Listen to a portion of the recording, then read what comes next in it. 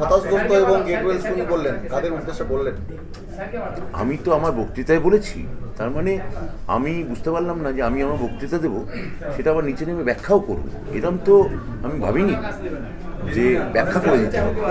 মানে আমি প্রশ্নও করবো বা নোট বইও লিখবো, এই অবস্থায় এই দুর্দশায় আমি এখনো পড়ি না। দাদা বলছি, বিশ্ব বাংলা বিশ্ববিদ্যালয়ে আসি থেকে আসতে তো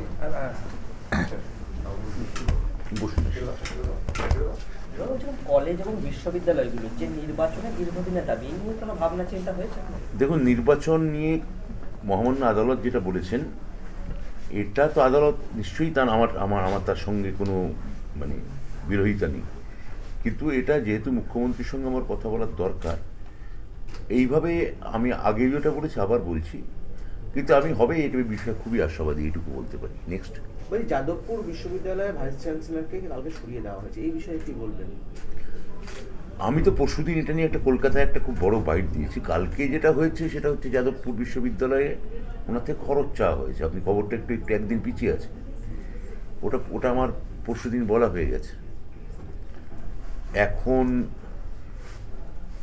মানে কনভোকেশন কবে করেছেন, তার হিসেব কেন চাইছেন, সেই হিসেব মানে কোথায় জমা দেবেন?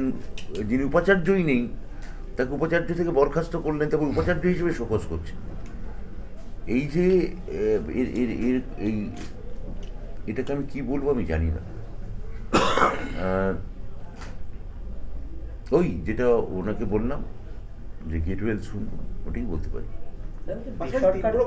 দাবদাহ চলছে এই মুহূর্তে, প্রাথমিক যারা বাচ্চারা তাদেরকে কি সকালে স্কুল করার কোনো এরকম কোনো সিদ্ধান্ত এখনো হয়নি, গরম এখনো সেইভাবে পড়েনি। এক্ষেত্রেও মুখ্যমন্ত্রী তো গতবার বাচ্চাদের করে মানে সকালবেলা করে দিয়েছিলেন, সেটা গরমের মাত্রা একটু বাড়লে আমরা ঠিকই মুখ্যমন্ত্রীর সঙ্গে সেই ব্যাপারে কথা বলবো। বিশ্বভারতীতে দীর্ঘদিন পর নতুন উপাচার্য এসেছেন, আগের যিনি ছিলেন অনেক বিতর্ক তৈরি করেছেন চক্রবর্তী, তো নতুন যিনি উপাচার্য এসেছেন উনি অনুমোদন দিয়েছেন ক্যাম্পাস খোলা রাখার বিষয়টা কীভাবে দেখছেন? দেখুন, বিশ্বভারতী একটা কেন্দ্রীয় বিশ্ববিদ্যালয়, এখানে আমাদের বীরভূম জেলার যারা আমাদের মন্ত্রী আছেন, নেতা আছেন, তারা এই বিষয়ে আমাকে যে খবর দেন আমি সেই অনুযায়ী আমি দেখি। তো দীর্ঘদিন পর একটা বিশ্ববিদ্যালয়, আমার ধারণা একটা নর্মাল সিচুয়েশন আসতে যাচ্ছে। এটা আমি চাই যে আমাদের রাজ্যের বিশ্ববিদ্যালয় হোক বা কেন্দ্র বিশ্ববিদ্যালয় হোক, সেখানে পঠন পাঠনের অবস্থা বা যে এক ধরনের স্বৈরাচার চালানোর যে প্রবণতা বিশ্বভারতীতে যা আমরা দেখেছি, এইটা বন্ধ হোক এবং সেখানে ছাত্রছাত্রীদের সঙ্গে সবার সুসম্পর্ক হোক, মানে আমাদের অধ্যক্ষদের সঙ্গে যারা উপরিতলে আছেন তাদের সঙ্গে সম্পর্ক ভালো হোক, এইটাই চাইব।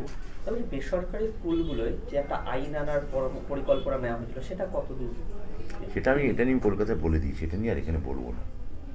ফিস সংক্রান্ত না, ওটা রেগুলেটিভ। হ্যাঁ, ওটা নিয়েও প্রেস কনফারেন্স হয়েছে।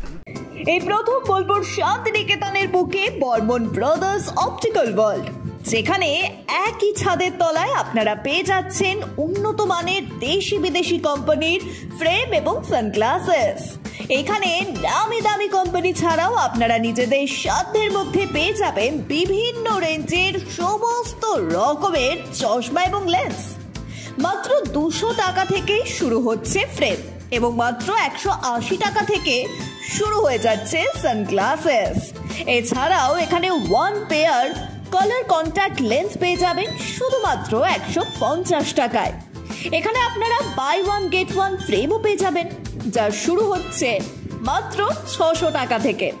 এই প্রতিষ্ঠানে অভিজ্ঞ অপটোমেট্রিস্ট দ্বারা কম্পিউটার সহযোগে বিনা মূল্যে চক্ষু পরীক্ষা করা হয়।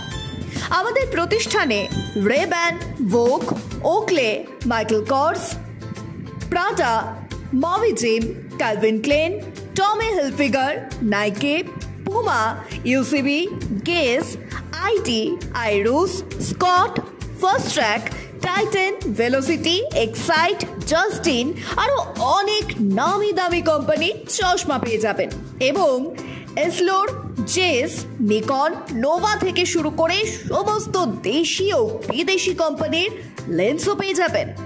একই ছাদের তলায় উন্নত মানের নামি দামি ব্র্যান্ডেড ফ্রেম ও চশমা পেয়ে যাবেন বোলপুর শান্তিনিকেতনের বুকে বর্মন ব্রাদার্স অপটিক্যাল ওয়ার্ল্ডে।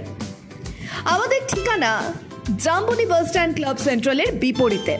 যোগাযোগ করুন 8617065300 নম্বরে।